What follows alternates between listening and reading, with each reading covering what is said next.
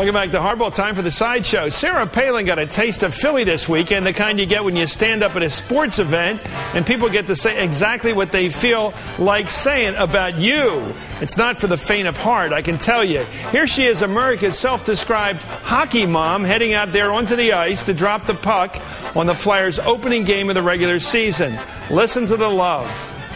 Flyers fans, please welcome the best-known hockey mom in the United States, accompanied by former Flyer Mariah Cobb and the children Willow and Piper. Governor Alaska, Sarah Palin. Don't let it kill you, Governor. People go out there to let off some steam, and South Philly has a lot of guys with a lot of steam to let off, sometimes more soul than they can control. By the way, on that same night, Joe and Jill Biden took in a football game at their alma mater, the University of Delaware. They stayed in their seats. Next, Alaska's long-awaited Troopergate report was released late Friday night. The verdict? Well, just take a look at these headlines. Palin abused power. Well, all around pretty bad, right? Well, the governor had a different take.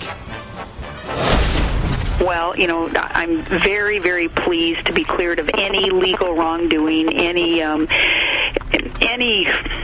of any kind of unethical activity there. Very pleased to be cleared of any of that. Well, that's an unusual reading of the verdict of that commission. Nothing like sitting in your own jury box, is there? Even Jay Leno couldn't resist having a little fun with the McCain camp's spin game on this one. Some good news for Sarah Palin. She has been cleared in that Troopergate scandal. You know who cleared her? Sarah Palin. I was surprised. Yeah. Actually, I think it's legitimate because apparently Palin can see the courthouse from her front porch. So obviously she's a lawyer. Yeah.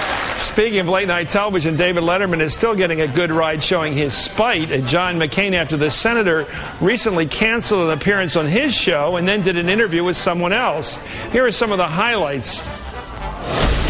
When John McCain, and he was nice enough to call me on the phone and said he was racing back to Washington. Yeah. And our people here were told, so serious, he's getting on a plane immediately and racing back to Washington. And now we've just been told, here, take a look. Do we have it on the thing? This is going live. There he is right there. He was imbued with a doesn't seem to be racing to the airport, does he? John McCain is in favor of the bailout. He loves bailouts. He bailed out on me. This is stunning to me. John McCain blew off Michigan. Well, I know how they feel.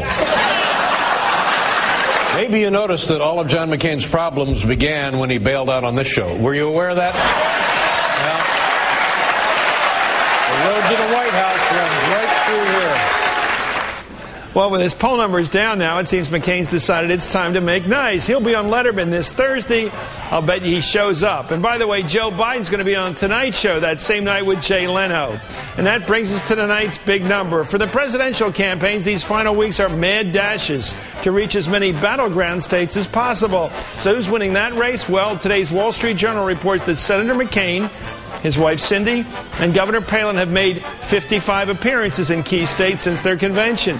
Sounds like a lot. But how many events has Barack Obama, Michelle Obama, and Joe Biden hit in the same time? 95. McCain and Palin may get big crowds at their joint rallies, but Obama and Biden cover more ground by splitting up.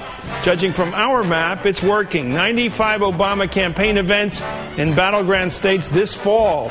Tonight's big number.